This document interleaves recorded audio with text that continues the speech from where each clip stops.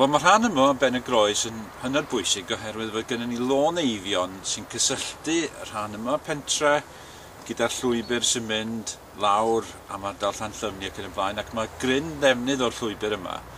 Ond hefyd beth sydd gennym ni ydy dir sydd tan yn ddiweddar wedi mynd yn wastraff y dyd y gwir, ac mae yna griw o'r pentre dan anweiniad Marc fan hyn wedi rhoi cynllun at y gilydd sydd yn mynd i uwchraddio'r tir yma ac edrych ar beth i'r defnydd i'r dyfodol.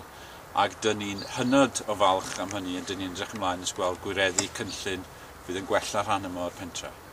Drwy gydweithio efo'r bartneriaeth yma yn Ben y Groes, fe lwyddwyd i ddenu arian grant o gronfa Môn y Menai.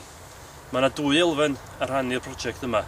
Un sef creu link beicio newydd o Loneifion fewn i Dyffryn Nantlla. A'r agwedd arall ydy tirlunio a gwella'r adnodd y tir agored sydd oddi fewn i'r pentre.